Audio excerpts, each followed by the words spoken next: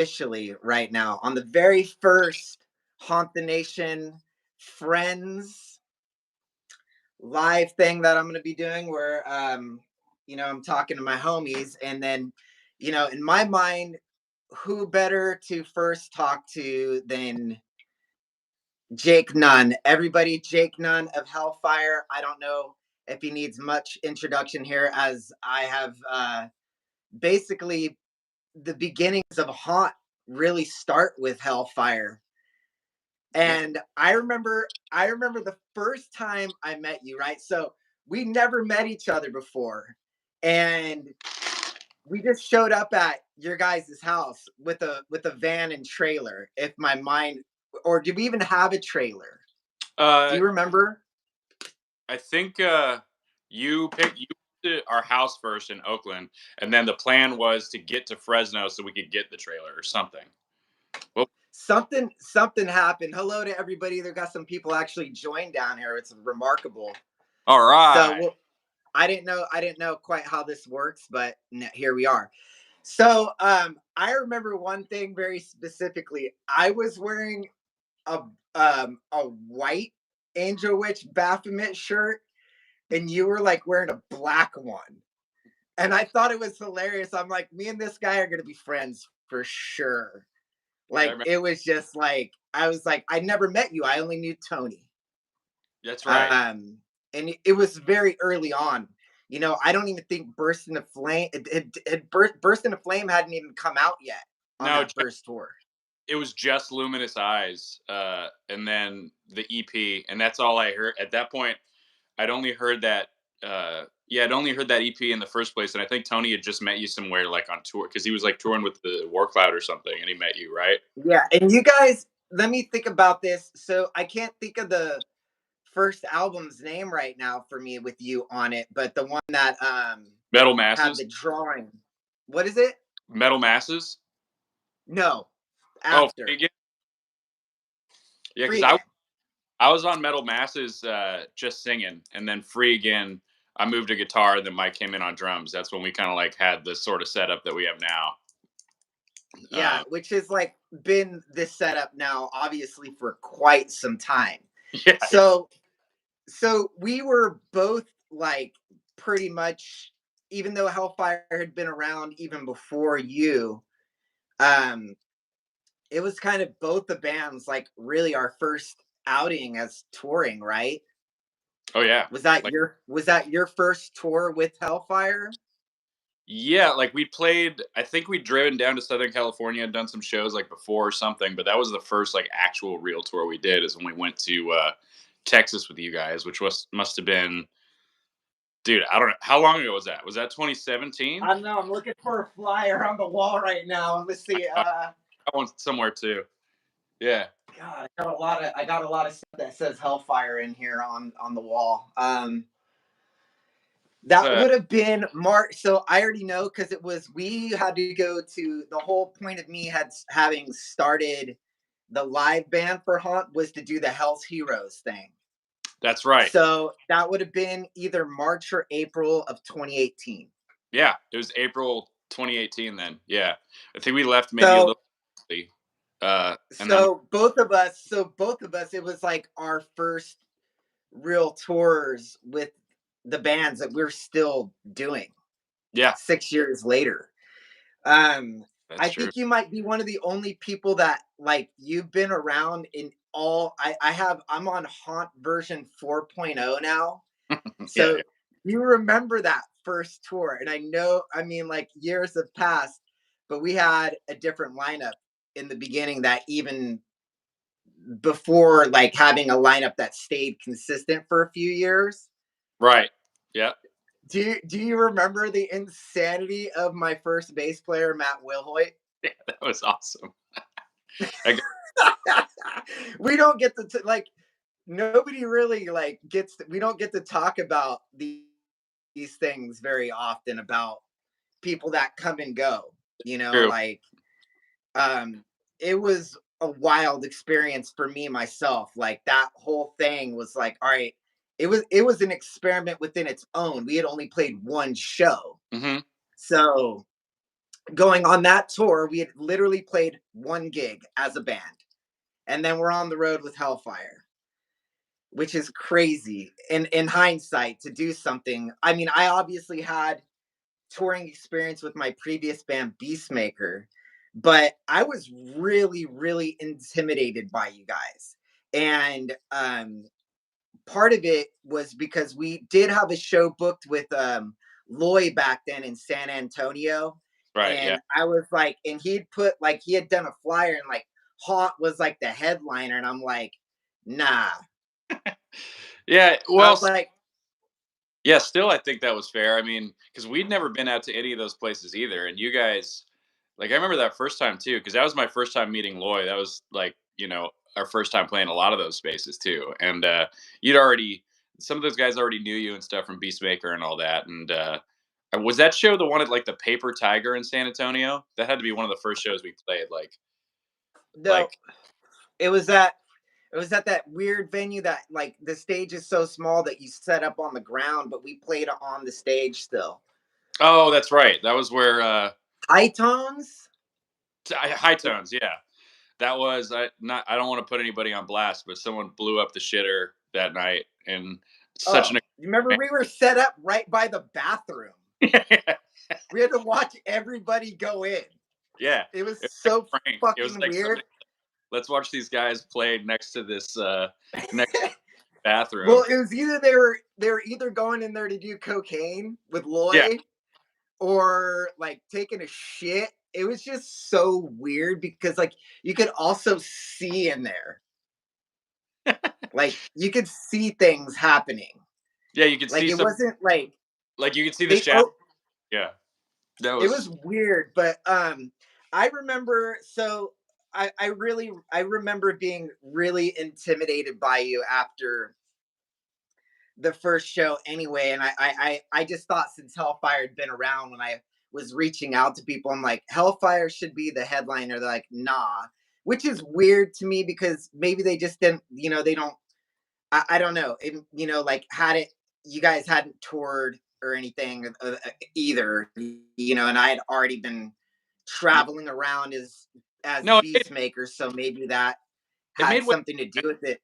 But I feel I like. was so intimidated, man. Like you've been an inspiration to me like through these years.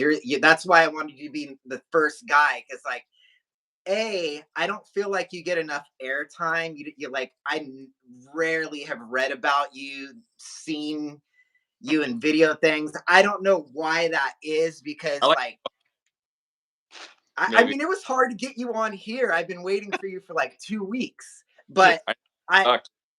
I know how that is though. Like I was like, you know what? I'll wait. I'll get him because even text messaging you, I'll hear back like I'll hear back if you laugh. It's fucking hilarious. I'll either hear back from you instantaneously or it'll be like 2 weeks later.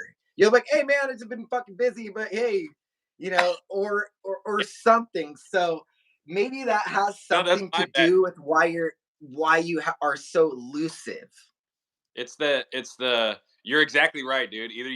Either I catch it right at the moment and I fucking hit you with an essay, or like I hit like somebody will get me and I'll be like, "Oh, what's up?" and I'll just like write a whole paragraph, or I'm just like away from shit for hella long and I'm like, "Fuck, I just blew everything off for like the longest time." So, uh yeah, thanks for being patient with that too, because I sucked this last couple weeks has been crazy, but we're coming up on the holidays, so it should calm down a little bit. But yeah, I don't know. I don't do that many. I'm pretty mellow. I don't do that many interviews. I don't really do uh, that much of that stuff. But it's fun to do them. You know what I mean? I like doing them. I should probably get out there more. But I've always thought that myself as like I said, like me being super influenced, inspired by you, and like because you become like you were my first tour partner in Haunt, and we just finished a tour together, and I'm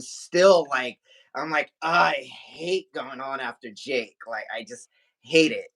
And no, it's because I think you're great. Like you know that already because we've had a lot of talks. Like we've had a lot of deep talks about our personal lives, our musical lives, everything. I consider you one of my best friends in the music world. I love you, and I when I watch you play, I've watched you progress. Like Yeah. you've progressed into a lot of different areas, and man, I have to say that you're one of the most underrated out there, Oh, thank you, man. and Well, in you the do. nicest way possible, Yeah. No, because I feel like Hellfire does not get the respect you guys really deserve in the nicest way possible, because you guys have been right alongside with me since day one.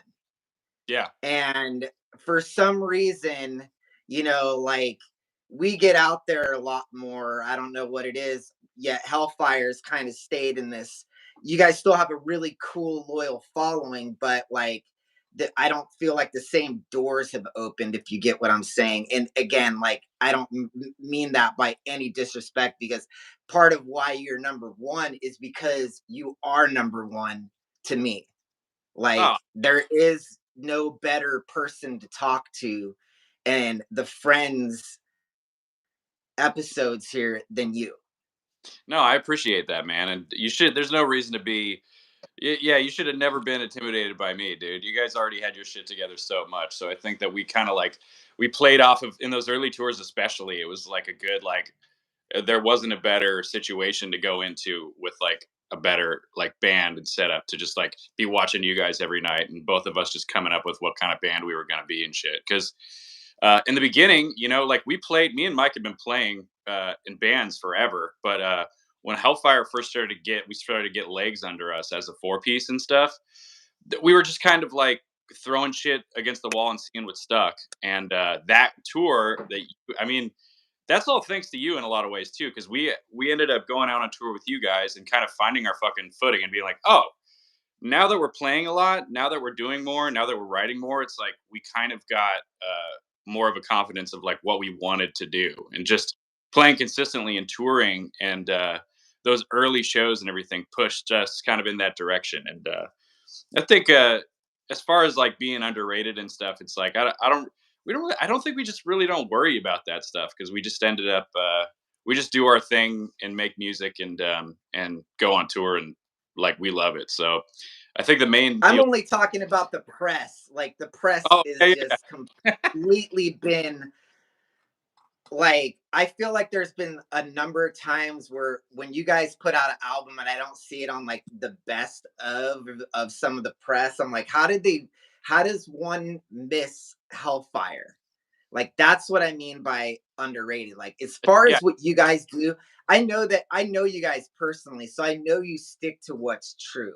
Like what you guys want to do. You're not worried about what others do, but like I've just been under the impression when I have been, watching my own career unfold, yeah, I'm like, how is this here and this isn't, like it's not on the spectrum here? Like did nobody is everybody's ears been closed to I gotta let Thelma in. Has oh I got everybody's ears been closed to the fucking power of Hellfire? Because not oh yeah, only are you like a great fucking guitar player, you're a guitar player singer like myself, which there's not a lot of us, kind of there's a good amount, but there's usually in the heavy metal setting you have the two guitar player and a front man. yeah That's that's kind of to me that is like the staple version of a heavy metal band. yeah I The four But it was hold on, let me get to the yeah let me boost you up again real quick here. I'm putting you on my pedestal. uh You are a great lead guitar player. You play lead and you sing. So that's even more rare because a lot of time it'll just be a rhythm. Singer plays rhythm with some duels, kind of the Hetfield thing. He gets the type thing happening with Kirk, but that's it. He don't ever Yeah. go up there, put his leg up and shred gnar, Yeah, that's true. So you definitely hold that down. And I've always, when I look at musicians and where they stand, that's a big one for me, as that we live in the same world, you and I. We both do that. Yeah. It's weird to How do you feel about being like the lead player and a singer? Do you think it's like it makes it harder? Your job is harder than others? maybe, but it's so weird though too, because like I don't know if you ever saw us before I played guitar, and I just sang because Tony reached out to me and I years ago, and I went out and jammed, and their singer had left, and I came in and was trying to do the just vocalist thing, which me, I was like a guitar player first, and then I started doing the singing along later.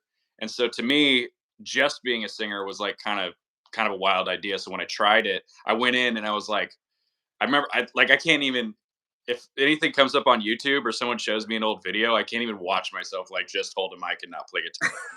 Like pain. I should have had a clip ready to show everybody. Yeah. Or one from Olympia, maybe a clip from Olympia when everybody just got up like it was karaoke hour.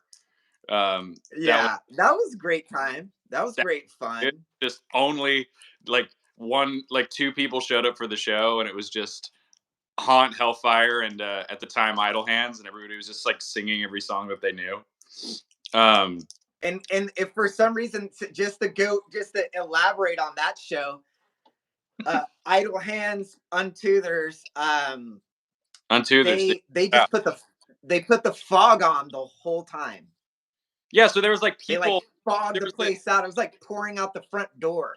there was a cafe in the front part of the building. So the venue was the back, and then you're just like looking at people like, getting dinner, and it's completely smoked out in the front of the place. Like the cafe was on the front Yeah, side, and so you had to go to the show in the back side, which was like basically the size of a bedroom. But then if you yeah. fill the place up with smoke, then the people just sitting down minding their own business like couldn't talk to each other because of the thick like smoke in between them. But that was It like, was insane. I had to leave because I couldn't even hang out in the cafe. yeah, I was like, man, that like was it was crazy. But that let was me so. ask you let me ask you this then. Do you, because since we're I do want to talk about Hellfire Oh yeah, on yeah, the press side of the spectrum, and what like, and I also like, part of me talking with other musicians is I'm hoping, that other musicians are watching this and this could help them yeah, gain sure. some insight. I definitely want it to be a little educational and talk about some stuff that other people just don't.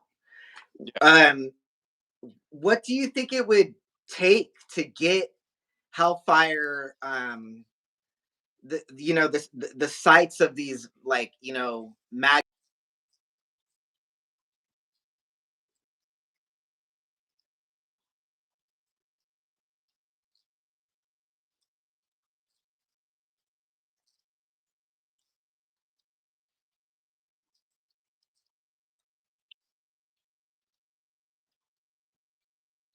Yeah.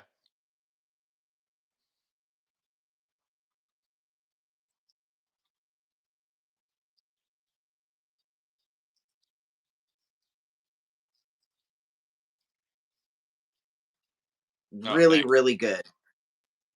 They're like classic records. And like, I might be biased at this point. Who knows? Because like Hellfire and Haunt, to me, we're like a family. Like, you put something out and I already love it regardless, because as soon as I press play, hear you guys on the guitars, drums, and the vocals, and that's it for me. Like, I'm like, these guys are killing it. You know what I mean? Like, no ifs, no ands, no buts. But what do you think it would take for you guys to kind of break out a little bit more? I don't know. I mean, I know one thing that always works with us is that like one thing that always is weird for us is that like all of us are super busy when we're not doing the band type of thing. So we could be like reaching out and more active and stuff like that, in some ways. But it's hard to say like what certain publications and all those guys like kind of pick up too. And I do think, I don't know if you agree with this or not, but we are sort of like we don't really fit into one box like exactly. Like we have this kind of thrash thing that we've sort of grown up with, and then we also have like this melody thing, which sort of leans in the traditional heavy metal deal. And so it's like we kind of have our in a couple different pools there. So it's like if you had I don't know if that makes it more complicated too, that we're not just like straight ahead power metal or like straight ahead thrash or one of these things. And I think in some ways we're a little hard to pin down because uh, sometimes we'll throw little curveballs in our record too, to where it's just like, you know, this song is basically a complete thrash song, or this song is completely, classic metal or traditional new wave of heavy metal kind of style. But generally, we're all over the place. And I know that like sometimes it's kind of hard to place as far as like who would we be grouped with or what kind of press you're running where you would include that. So I understand that too. And we do play on the road a lot.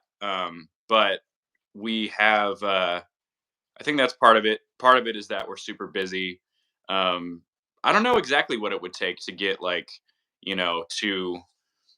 to a really, really big level because you know how everything is now. It's tricky too. Like uh, it used to be like everybody got a label and they backed you and it was like very Yeah, conventional.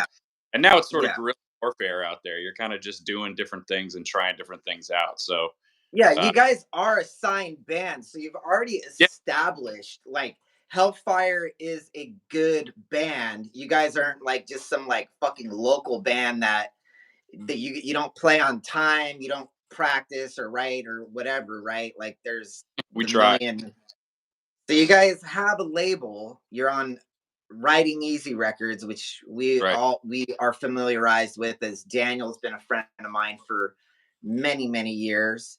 Yeah, yeah. So I'm Shout out. just curious as if because like again, it's one of those things that we have to like kind of I the way I look at things in the business sense is like how does a young band stay like how do we stay in the survival like of just constantly having to be posting something on the internet, this content relevant world where everybody seems to be, they say that attention spans on things are shorter Yeah, and this and that.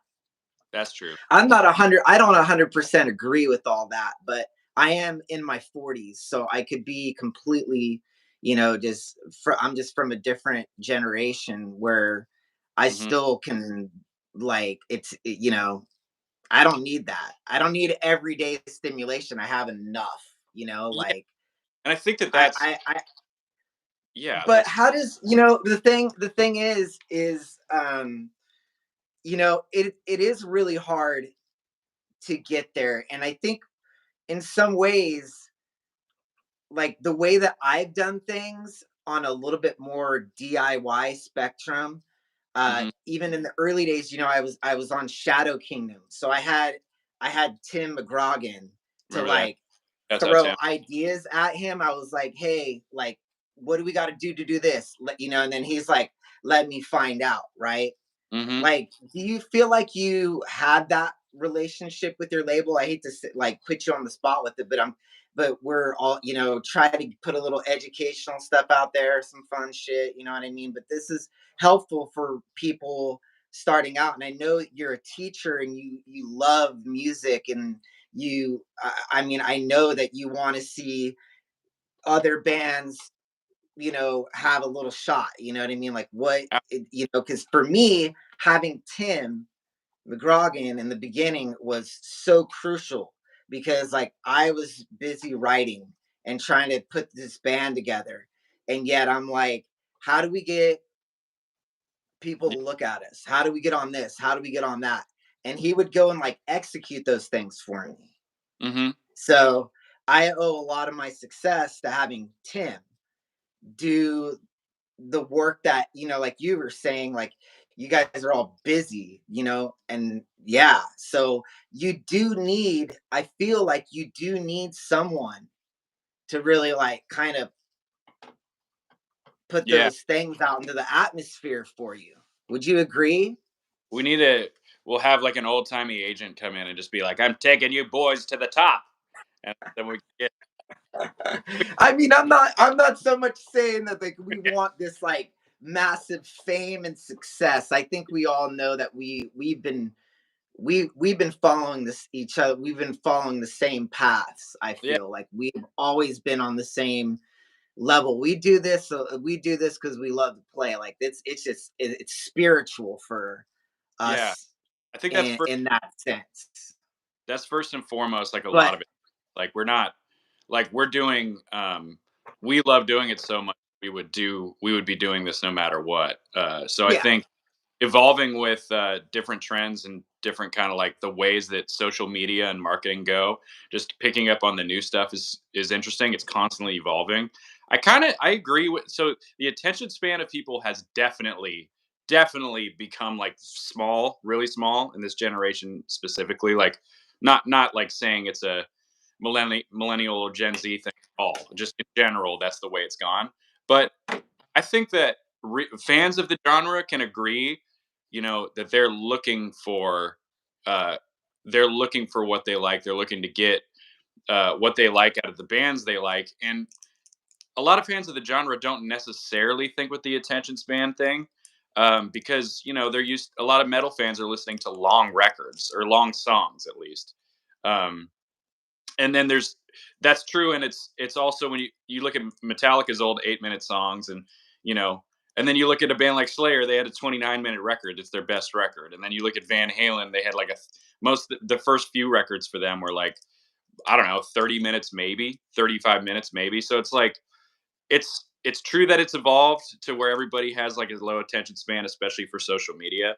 But I think every aspect of uh, heavy music, hard rock, all that stuff has been explored to a certain extent. And it's nice to just stay true to yourself. If this song needs to be 9 minutes long, if everybody feels that way, fucking go for it. But more often than not, it's like 3.5, 4, maybe 5 minutes, like feels just right. Especially like three and yeah, a half hour, I'm noticing these days I like. That's like a good, but each album, I feel like even for us, maybe it is the way that the world's gone or some shit like that. But it's like, uh, we had most of our albums are around the same length as each other, and one of them had 8 songs. The others have 10 and 11. You know what I mean? So it's like maybe our yeah. attention. You got some epic. You guys got Yeah, some epic jams in some of your stuff, but you guys play it pretty traditional as far as like structuring of the songs. So they don't overstay their welcome, is what I always say. Intro, verse, chorus, bridge, chorus, or both verse yeah, and chorus, outro song done. yeah. Like you And I, do. You guys do have some songs that definitely explore it more. I'm definitely more the guy. I don't really explore at all. It's like yeah, here's a song. It's very punk rock. I've always had like a little bit more of a punk rock edge to my I, um way I of think doing things. I think that's good. Because that punk rock energy, it's like people underestimate just that fucking energy. It's like metal musicians, especially me, especially a lot of people I know, and you probably experience this too. But you've always been really good about trimming the fat. Yeah. We a lot of people, a lot of guitar players, bass players, you know, every instrument that wants to write songs, and you just want to throw like everything you've got into songs. Like not everything you've got necessarily songwriting wise, but like you want to show what you can do, especially when you're a new band. So you're like, this song, 7 minutes long, 3 minutes of it is essentially fucking guitars shredding, or Yeah. try and like do different sections of the song just because we know we can or we know we want to. And Mhm. a big fucking step in us like maturing, and me especially too, is being like, dude, like maybe 2 times is enough, not 8 times. Or dude, like maybe focus on bridges, focus on choruses, don't Yeah. focus 6 riffs you can add in here that kind of fit it, or like, Sure. you listen to these old to the shit that we grew up with, and you're kind of like, I could, we got to do what they do, or we got to stretch our songs out like the true metal way. And it's like you're kind of getting in your own way by like trying to be epic before you even hit like, gear one or something as far as Yeah. sound goes. So I think um, that goes that like there's a million ways you could explore that, but you know, as always, the main thing is just to be true to yourself. I think Yeah. we'll 6 or 7 minute songs, but for every one of those, there's like 3 or 4 that are like 4, 3.5, 4 minutes. That's kind of the Well, way I've worked with you in the I, studio. We did I, we did night we did Hysteria night closing in together. hmm So, we spent some real intimate moments together, and I trimmed a lot of fat off that record. yeah, that was really cool because you probably wouldn't, people probably wouldn't know this by listening to a lot of those songs, but a lot of them were like fucking way longer. And Dude, some of them have like 5-part bridges, and I'm like, hey man, can we get rid of these three? yeah, yeah, because that was,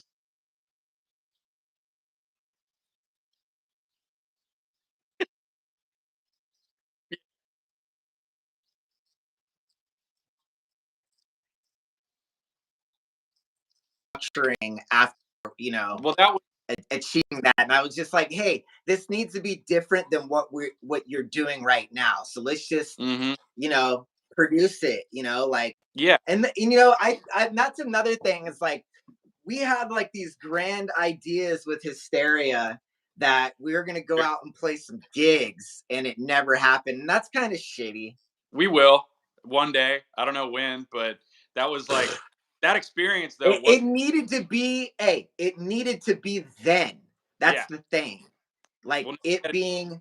we got to do another record, and then once that happens, we can play then. But I'm not, who's to say when that'll be? Maybe that'll be in the year 2040 when we're fucking So, hey, but right. I'm sure you gotta get. So I want to like, we've had some people in here, which I'm like, oh, for the first one, not bad. We had like 10 in there watching, and we'll leave this for people so they can watch. Yeah, shouts out. They'll watch it in the future. Um, so what's the plan for Hellfire going on into 2024? Tell me a little bit about that, and then we'll end Okay. it. Yeah. So I feel like so years getting going. Yeah, we could easily fucking do.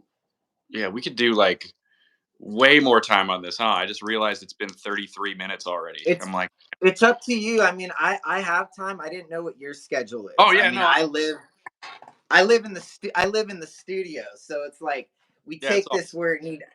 So I didn't know. Do you want to go for a little bit longer? Because I'm down. I still got another joint roll, dude. Look at Oh this.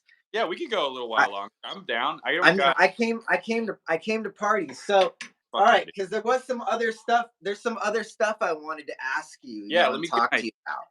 charger thing set up in case things get dire. I mean, this is a rare Jake Nunn interview right here. I'm looking at this as like, people are gonna watch this 20 years from now, because they're gonna be like, bro, Hellfire was sick back in the day, and then they stumble across Haunt and Hellfire talking like live. We've never done this, and we've known each other for 6 years. Yeah, that's really true. That is weird. And maybe in the future we'll just need proof that Hellfire existed, where Haunt will be the size of Metallica. Well, the funny thing is, you think that, like, on all the shitty downtime we've had sitting around a venue together, waiting around, we could have Yeah. just been doing shit like this on the side, like, real Yeah, that's true. easily. Like, hey, we're in. Let's check this place out or whatever, and we could have done all kinds of commentary. But Next time we'll have it to. obviously wasn't meant to be. It wasn't meant to be. But here, so let me let's talk about touring real quick. Touring in modern times, because I feel like when I look at the new wave of traditional heavy metal YouTube page, it looks like there's 1,000 fucking bands, right? Yes. Like, there seems like.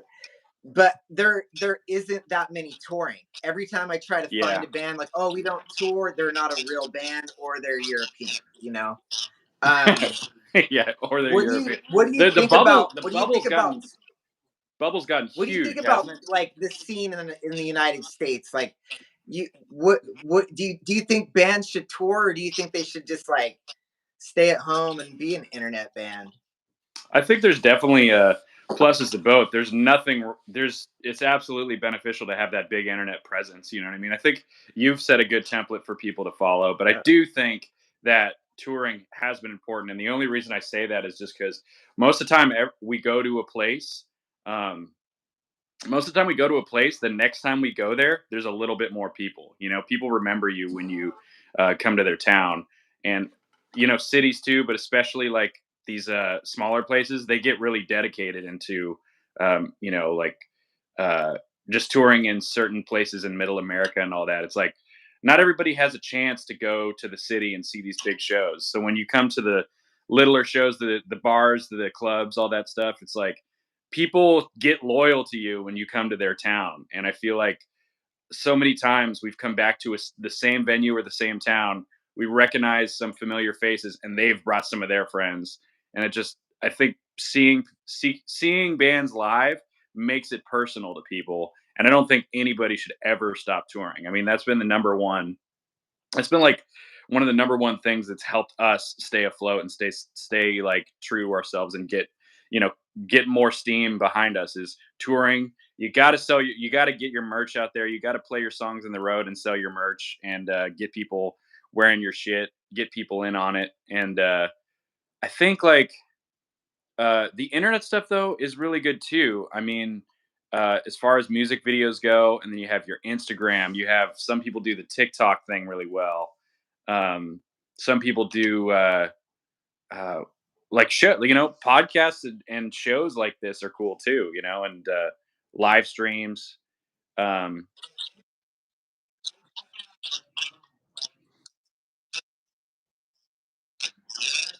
yeah, And just for some reason, I just never really was like, you know what? I was using like social media, Facebook, to do all my live stuff, yeah, dude. not really Facebook, realizing it should probably just always be there for people to go and look at. Because Facebook's a that's what people wild. do now. Every time I Yeah. go on, like, there's all these things where it's like somebody's just day to day life just put up Hmm. there. Motherfuckers mowing. There's gardeners, they do their thing. They like mow a lawn. This is what this house looked like before. Here it is after, and you literally watch the dude mow a lawn. You know what I Yeah, mean? It's shouts out like, to those guys though. Like mowing a fuck lawn on yeah, I live love it. stream, I like dig mowing a it. lawn on live stream, or like fucking painting or just doing cool there's like this guy on YouTube or whatever that his whole channel is like showing people how to do basic shit or whatever, and like show you how to change a tire. And he's like, not everybody has a dad to show them this shit, or not everybody has someone to show them this shit. And I'm like, that's cool, because there's people who Yeah, make fucking millions of dollars on Twitch literally watching trailers and showing their face react to them while they're like eating cereal. I'd much rather I'd much rather the dude who fucking mows a lawn or like does random tasks streaming. Like I'd man, much rather. I'm out of the loop, bro. Because like as far as social media goes, I never really wanted to use it Yeah. other than to just like promote my music. Yeah, people And do. Twitch and is crazy. it's become where I can't even do that anymore.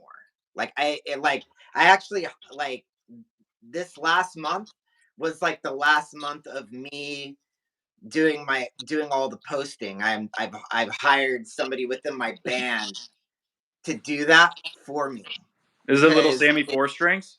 of course, and God bless him because he's Shouts out taken Sammy. on he's taken on a role, and it is a role. It's a paying role. It's a job. I look at his social media as a job. Yeah. It's not like something I'm like, yay, I'm posting today.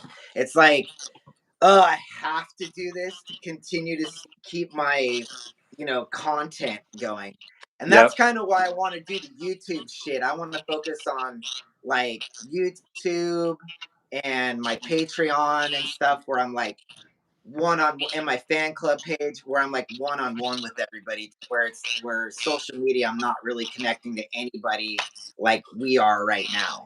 You know, Yeah, we absolutely. could talk, people could hear us right now. If anybody has any questions they'd like to ask, I can see comments below. I know there's some people in here. So if you have any questions for Jake, Yeah, no shouts out. questions for me really, unless it's forced. But if you have any questions about Hellfire, let's hear them. So, Yeah, but shouts out to anyway, everybody in those. Jake, when did you first start playing guitar? I was 10, 11 years old. I remember I was in 5th grade. I got a Samick Strat, and then, or no, I Sick. got an acoustic first, and I was playing on acoustic for 6 months to a year, and then I switched over to the electric guitar. I got this black Samick Strat thing. Was playing on that, and then I got a Epiphone Les Paul, and I love that guitar. And it got stolen when I was like 13, 14. But no, I started playing. Uh, I guess at this point, like 20 something years ago, and it just kind of kept going. But I really liked. I really like just playing in the beginning. I love rhythm.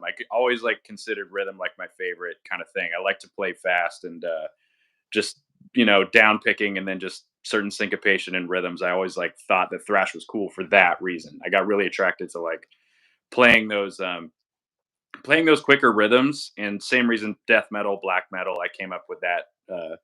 I liked that stuff growing up too. And then I didn't start singing until I was like 16 or 17 because we had a singer in Hysteria and he left, but we still had some of our first shows booked. So we were like, are we going to cancel? Like, we finally got shows. And we're like, 10th grade or something. And we're like, we finally have shows. Do we really want to cancel them? Like, somebody needs to sing. And I kind of like, it just ended up kind of being me. I was like, all right, well, I guess I'll do it. And we ended up doing them. And those first shows, I'm sure there's recordings somewhere. Same way as like the first Hellfire shows where I had no guitar. Like, I, you know, somebody showed me a video from 2006, and Uh, we're all just like hella skinny and have long ass hair, and like my vocal style, I don't even know what it was back then. A bad it was like a bad James Hetfield Exodus impersonation or something back then, and I didn't even I oh didn't even my try to push god. my range uh, till a little while in because I heard like Judas Priest Hell Patrol. You know that song? And Yeah. in the middle part, which anybody who loves the Painkiller record as much as I do or we do is like there's this bridge in it where it's like the soul stealers, and it gets really high and like he doesn't even sound like a human anymore. He sounds like a fucking some kind of oracle. It's like a sensory experience. It's like a lightning bolt. Like he's singing right into your brain. And I was like, if I could do anything like that, what you know what I mean? That was my goal was to get just like that part in Hell Patrol. I'm like, if I could get anywhere near that, like that would be my ultimate goal as far as vocals happen. So I'm glad that there's not a lot of fucking proof that there's not a lot of evidence of those first few years of me trying to sing with the higher vocals because I remember trying to practice them and people just leaning their head in and be like, yo, whatever that is, you need to fucking cut that out. That does not sound good. You sound like you know what I mean? You sound like you're dying. And like I remember, being at Oh home and shit. my family leaning in and be like, hey, shut up.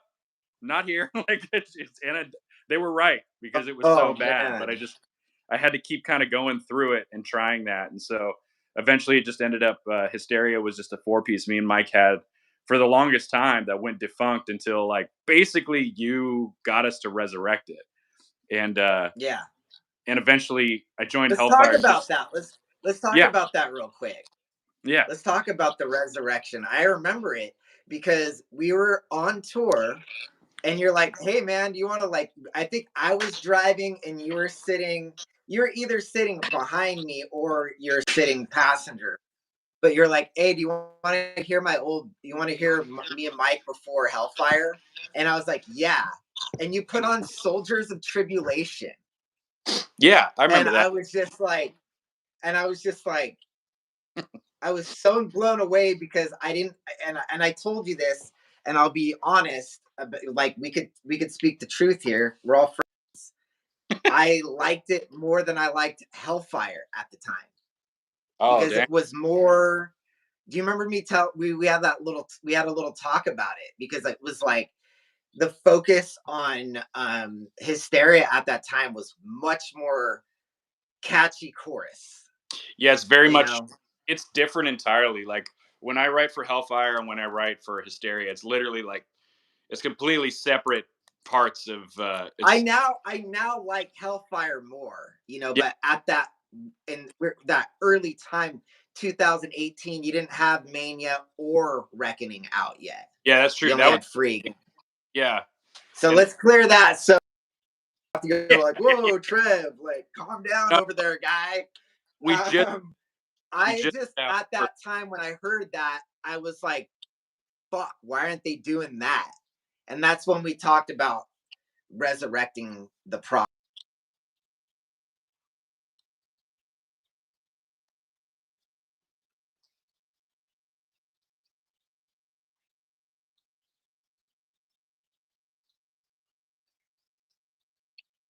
we'll we'll get them out into the wild.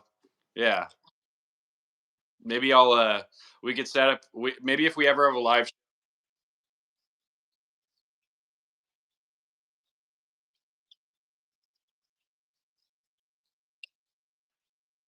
Yeah, Mike's got. There's a few. Um, Me and Mike have some, and then maybe we should just play a live show, and then we could frisbee them out into the crowd. Just be like, you know what I mean, and play some songs, and then just be like, here you guys go, take them. But I think,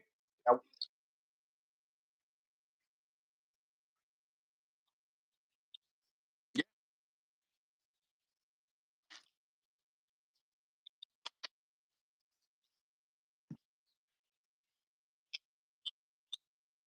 well, pandemic happened right when we put that out too.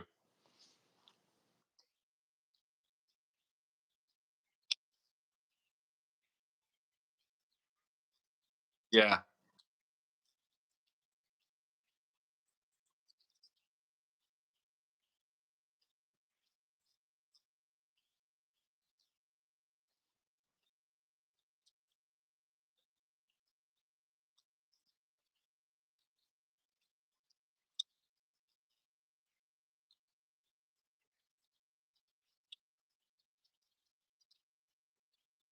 Click, click, or whatever.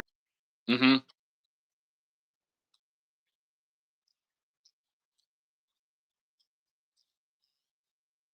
Definitely has that old school shit. You know what I mean? Like it has an old school vibe to it.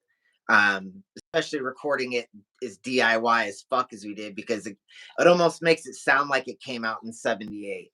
See, You that's know? yeah, that's what I like about it is like we kind of made a point to be like, we're not gonna we're gonna put this out there. It's 8 songs. It's just kind of some of those songs have been around forever. Like the fact that we didn't like over, we didn't like gloss over things. We didn't like Yeah.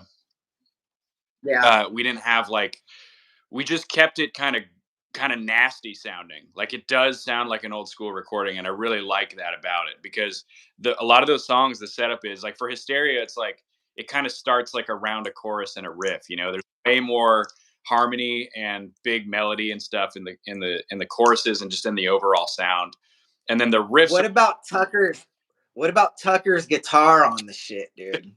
he went fucking berserk on those. Like I think because I didn't want to play all the lead stuff on the record, and I didn't want you to have to. And then I was like, who is fucking a complete ripper? And then so obviously John came in. Oh, do you want to just like be? Do you want to just do the lead guitar like as much as you can? Like just tell me what solos you want.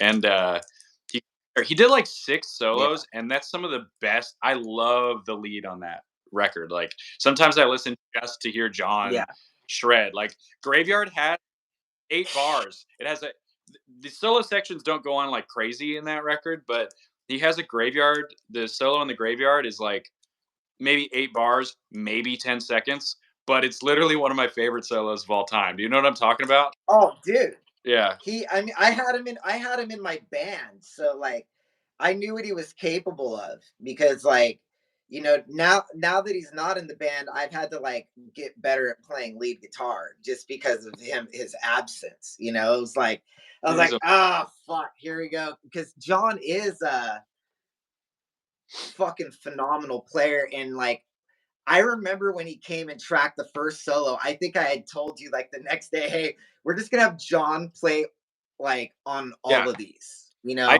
remember, and you're like, yeah. And that's another thing that's like, it's John. I hope he gets a point in time where he gets to come out with it. I know he's been working on more music for Sans Time. So if anybody hasn't been wondering what John's done, he put out an EP under Sans Time, which is on the New you can, Wave of Traditional Heavy Metal page.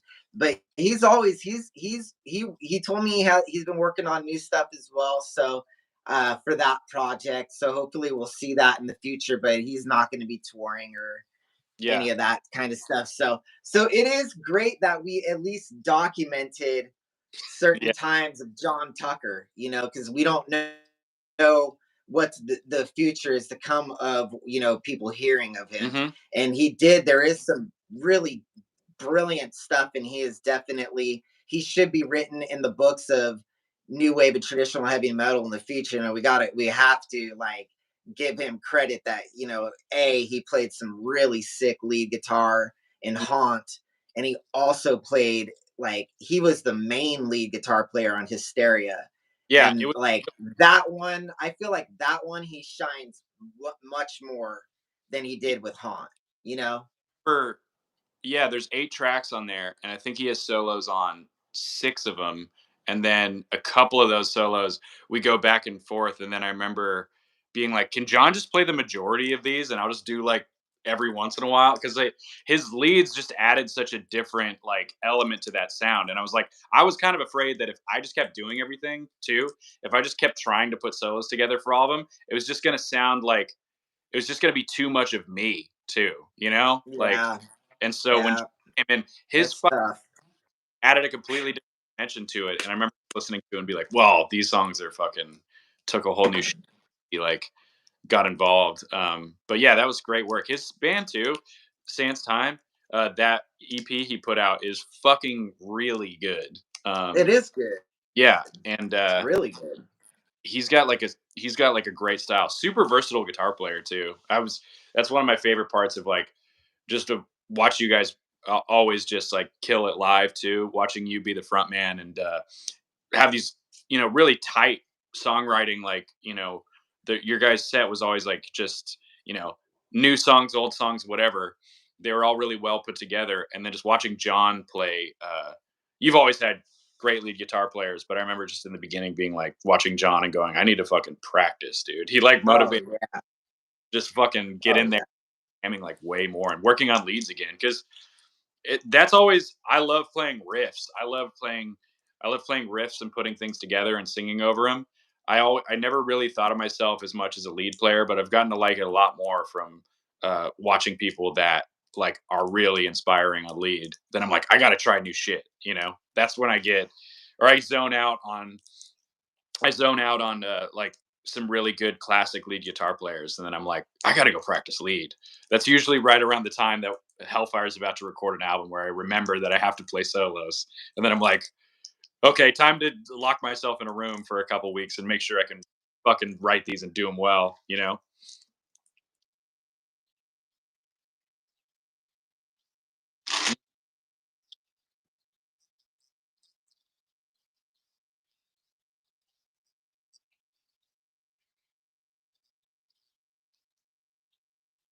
Yeah, no, that is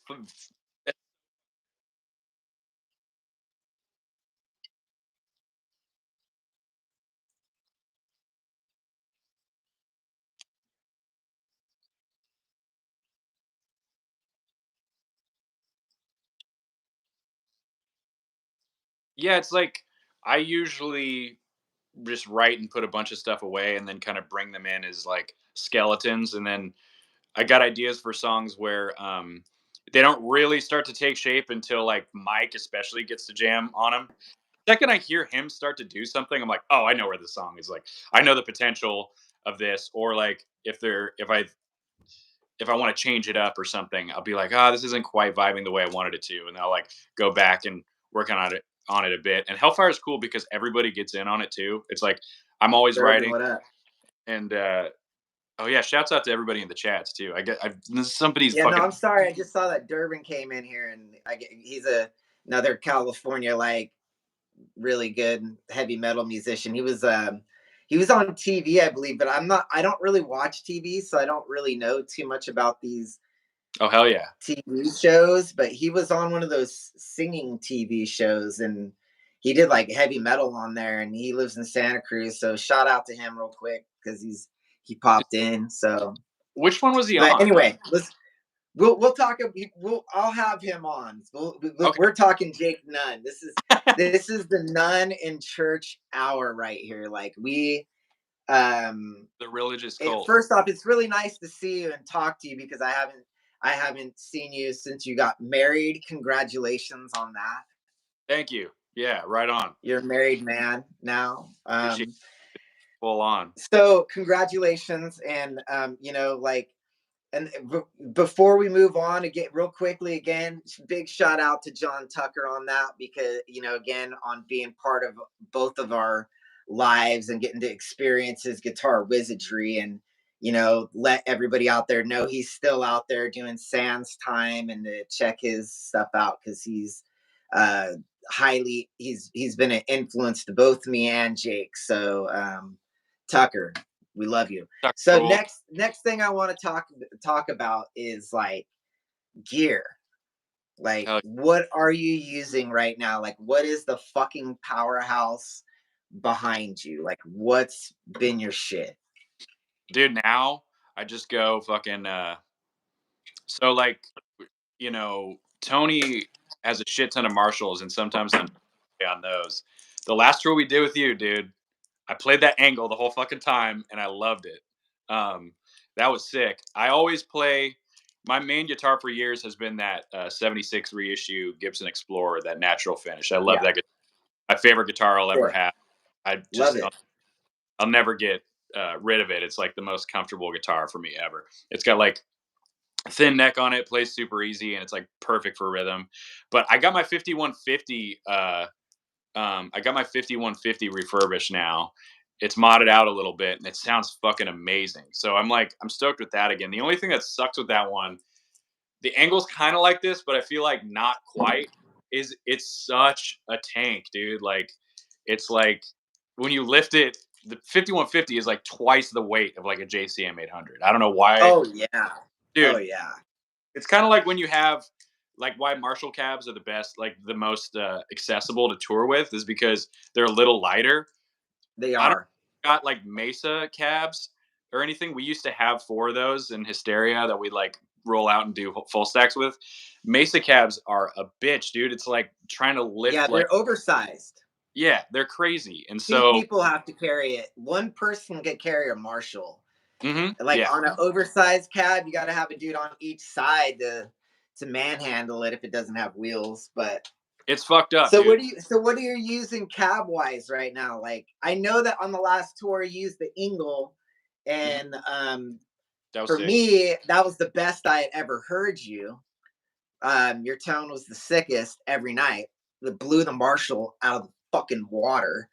That's just my opinion. I If you put an Ingle and a JCM 800 or 900 or 2000 in a room and you're like, you have to pick one right now, I'm walking straight to the Ingle out the gate because it does all the things that those Marshalls do, Yeah, because it's four channels. So you I have four different gains. You literally have four amps in one with it. And that's where I think the yeah, Ingle takes the cake because anybody could play it, yeah, But I felt like your tone on this last tour with the Gibson and your pedal board, you were ripping through, and you were ripping through Tony every night, even at the same volume. Like Yeah, it just cut. the the reason why the angle, I feel like, because me and Tony played very different. Like, has like his style is very sick, like, old school. Like, He's rock and roll. He's rock yeah, and roll to me. He has a yeah. rock and roll The essence. why the Marshalls really work for it, because Tony has fucking, a lot of people don't realize, dude. Tony has like an addiction to Marshall cabs, dude. He has like, I don't even know how many he has at this point. If he went in a warehouse and put every cab he owned, he could probably fill like a storage space with just the amount of fucking Mesa cabs he has, dude. It's incredible. So we play at a rehearsal spot. We just have cabs everywhere. We play through those. But I think the reason why a PV 5150 or that angle, those like brown sound kind of amps, like work for me a lot more, Yeah, is for that exact reason we were talking about earlier. I know that you're this way too, where rhythm is essentially the like your number one. yeah. Like, that's like the It's your foundation number one. riffs and the arrangements and stuff.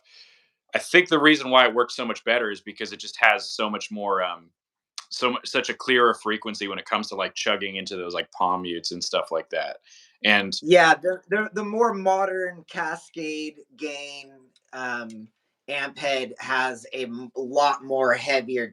And when you do your palm mutes, they mhm, sound really pronounced. There's a really good. I feel like it's the dynamic level that it puts out is really consistent as well. Everything has a nice sustain to it. Where sometimes I feel with older vintage amps, like getting a sustain on a note sometimes can be tricky without a pedal.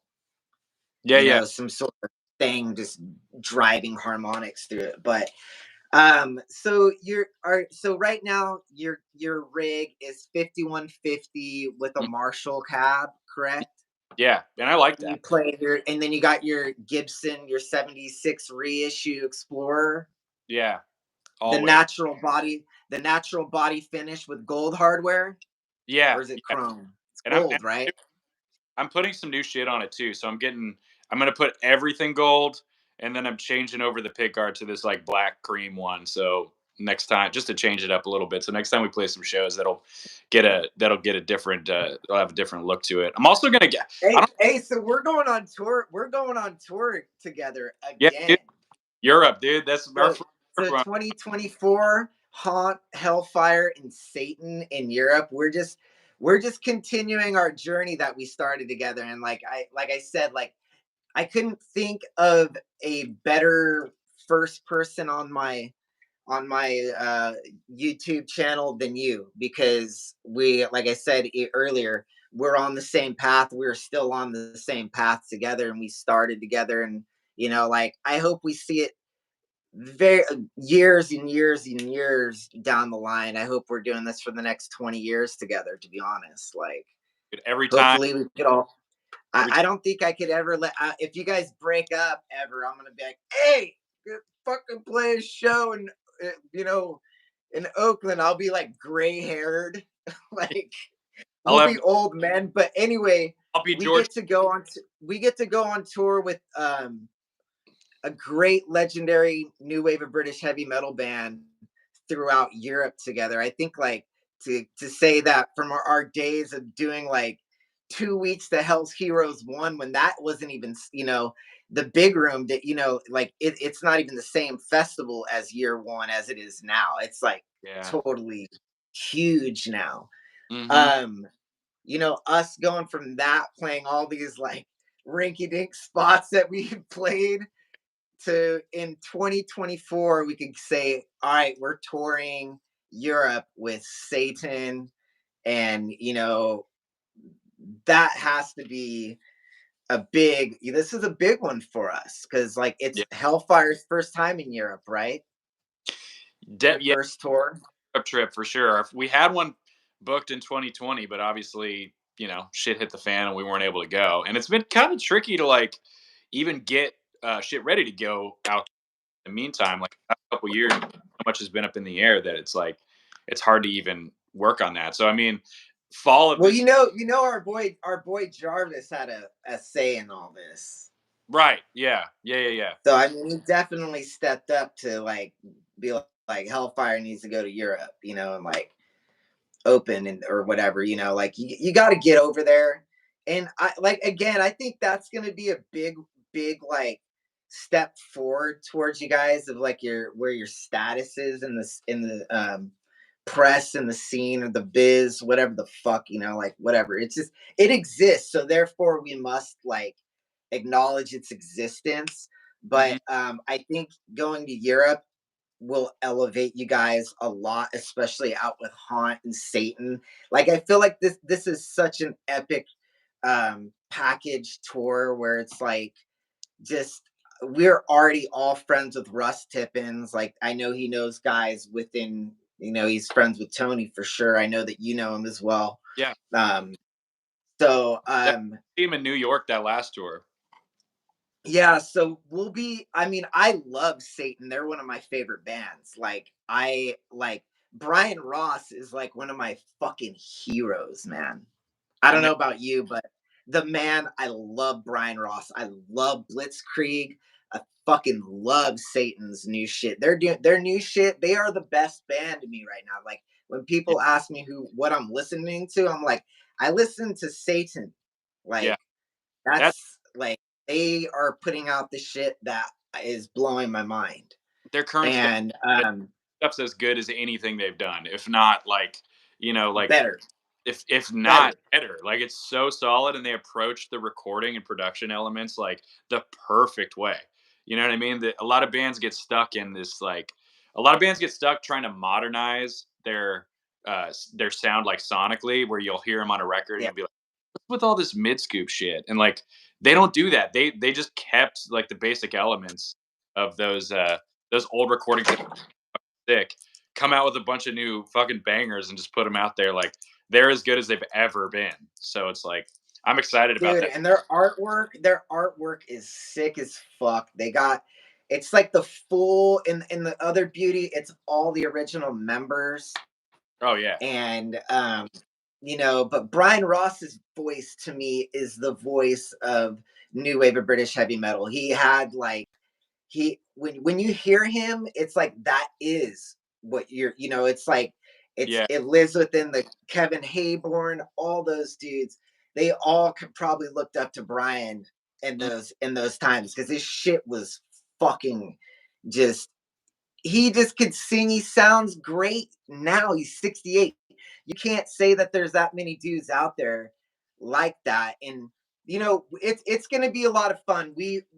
Haunt hasn't been to Europe since the pandemic, and I've had, mm, as you know, I have had a member change issue up the fucking ass. Like basically mm-hmm. since the pandemic, I've had to like rebuild what I'm doing. It's just like I've finally got like the missing piece of the puzzle when Sam came in. That was like, you Yeah, know, dude. there's Two no ifs, ands, or buts that and me and Sam are like, we are destined to play together. There's just something, there's that connection I had really like the last person I had that with was with John, mm, like he and yeah, I, it was like, we really played well together. Like our musical thing, we read each other.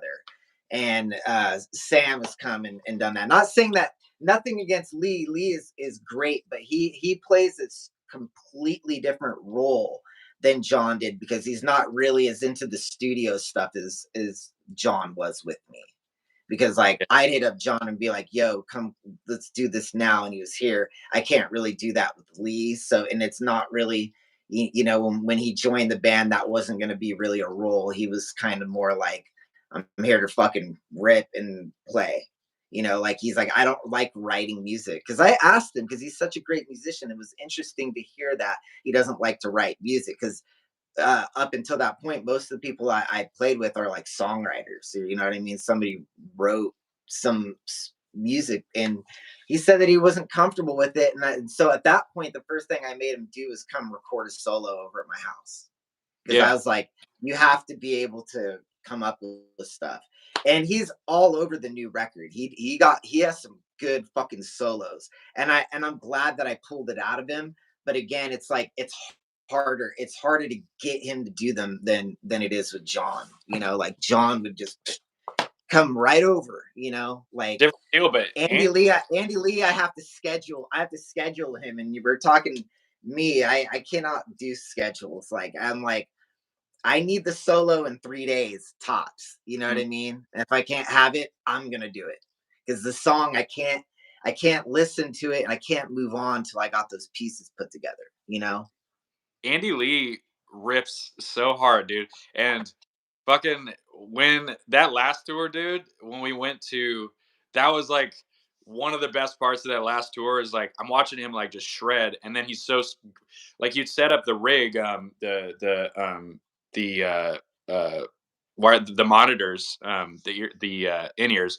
He would set up that whole rig, and then I got talking to him, and he was like talking about all his fucking influences and shit, and then I think when we were in Philly, we're like, well, we're all up, dude. What can we do? Like, we're all down to go out. And then I think it came from him, like, fucking emo night, dude. There's emo night at Yeah, and we just all went. That was like, just, yeah. just started drinking at this like random emo night in Philly, and like that was like one of the best. That was one of the most fun nights we had on that fucking tour. That was definitely hella fun, and I have nothing but props to Andy Lee. Honestly, he just like what I'm saying is like every every person in a band brings a different dynamic. Hell yeah. Andy Lee's dynamic is he brings a lot of technology to the Mhm. plate. We have like in-ear wireless stuff and all this stuff that we have that we set up that he takes care of every night. Like like John never even set up an amp. Like, you know what I mean? Like he was like I was always like putting his shit, like we were, it was just Yeah, yeah. I couldn't imagine John setting up the in-ear rack Yeah, every yeah. night. It was like it's just not what John does. John's nickname is Spicoli, and that's for a reason. Like there's this like he could just disappear out of nowhere. But anyway, um, Yeah, he rules. Lee is Lee, dude. Lee has so many different things that he brings to the table that made him a great addition to the band. And like I'm just saying, like in the studio, it's different. That's where John and I really like that was our thing. Me and Andy have we have the live experience, the production, like he Yeah. and I do like you know what I'm saying? So there's a different role. And luckily he was able to play, solos to my stuff. If you go to Golden Arm, you listen to the solo on the song The Horse's Mouth, it's Andy Lee. And he Mhm. does this sick fucking whammy thing. I was just like, whoa, I've never had that in my music before. I was like, this is crazy. He's He did stopped the horse. He did every. the horse on the horse's mouth. So um big ass props for him for like stepping up because he did tell me when he joined the band he didn't really feel confident or comfortable like in this like writing stuff Right. because um it's just the type of band we are. But anyway, let's do one more question, one more little thing, and let's call it because somebody asked a question earlier. Will there be a new Hellfire record in 2024? It's definitely get the new Hellfire record's done. What I can't guarantee is when it's gonna come out because right now we're few things kind of knocked us back a little bit. Like we got a little behind schedule on when we were going to do it, but there's no timeline. But uh, it's not like there's any kind of like we were really behind any real timeline. But we're demoing everything right now. It's going to be done uh, soon-ish. It's just when it comes out, I'm unsure because some of those things, when even if we finish the album, putting it in for vinyl and stuff like that, the turnaround time could be a long while. So I'm not Yeah, yeah. like to get it out in 2024, but we'll see what happens. It's just you get stuck in these little areas, but I'm God excited. damn, if you guys don't put out a fucking album for this Satan tour, I might kill you. Yeah, we're I think that is a big missed opportunity of timing because that'll be one of the most historic tours.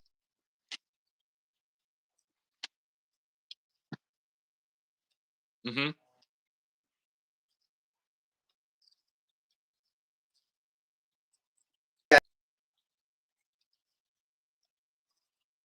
Yeah, we're on it. I mean, it's right now because we moved into a new practice space and we started we're gonna start demoing pretty quick here. We have a lot of material that I'm like really excited about. We try to go somewhere different with each record, so um, I hope, like, perfect world, we get it out before then. But that's 9 months from now, so we'll see what happens. But you're right. I mean, we'll definitely at least try to have a Hey, song if out. you get it, if Yeah, dude, we'll see what we can do. February at the latest. I need February you at the latest. I need you just sending me random timelines if you're like, you know what I mean? Here's your deadline. Here's your Oh fucking deadline. man, I didn't really think about the tour because you know, as far as what you guys were your marketing thing is, because I'm not your manager, I'm your homie, you know what I mean? But like Yeah, yeah, now knowing that what Satan is doing is they're getting ready to record and release an album before then. yeah, That's like their plan. So I don't even know if I was supposed to say that. If I wasn't, my apologies. But yeah, like they're gonna be working on new tunes, which is amazing. So that makes this tour again like even I have a record coming out in March. So like my shit's already like yeah, will dude. have been percolating, and we have a European tour in March. So we're doing like our little run a campaign and we have a tour in America with Savage Master, and then we do Europe with you guys and Satan, even though it's not announced yet, but who gives a fuck? Like the Yeah. the 50 people that are gonna watch this, you know what I mean? Like, Oh, yeah. oh, you fuck, like no, like we're just we're promoting what we're doing early. Like we can't tell you where the shows are going to be, other than we are going to be at Keep It True Rising. Hmm. We could say that is 100% for certain. Um, Absolutely. Thing that you'll see us on over there, and then there's just going to be club gigs and normal antics. Yeah. So, is there anything that you would like to say, or anything you want to like Well, bestow upon us, any knowledge before we end it here? Because I'm lit, bro. Like, if anybody's wondering what I've been smoking this Alien Labs Visconti. good, good. So man, I'm fucking lit right now, bro. Look at my eyes; they're gone. Like Dude, last I'm, 15 minutes, I'm you're fucking high. Yeah, but that I that's mean, like I smoked two fucking joints while we've been here in an hour. My day's good. over. Like I'm worthless. But I'm not, bestow us some knowledge.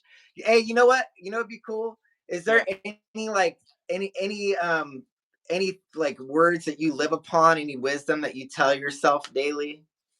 Dude, that's a good one. When I'm not telling myself how much I suck, I guess it's just I guess it's just like as far as the music goes, dude, don't uh just don't do you'll always know what you want to do. What's best is like just however you stay true to yourself doesn't matter. Just keep that going. You know what I mean? You'll always know where you want to go with things, and don't compromise anything that you're doing based on what anybody else says. It's like as far as music goes, the one thing you can fucking do, and I think you'll agree with me, is just never stop practicing, never stop pushing yourself. That's really, you know what I mean, as far as music goes. I know that's probably kind of lame, but to say, Do you know my motto? You know what my motto is?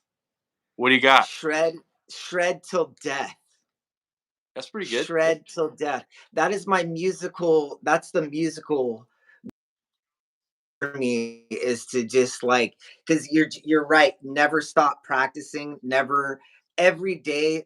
Like I'll do these scales and just have to sit there and just work on them, and you have to, like, you want to progress and like grow, and there's always a new level of playing. Like you can never, Yeah, it's an endless rabbit hole. So it's like, for me, it's like just shred, man, just shred till the end. Like you can't, like I don't see any other way. Like I will be playing guitar and ripping until I can't.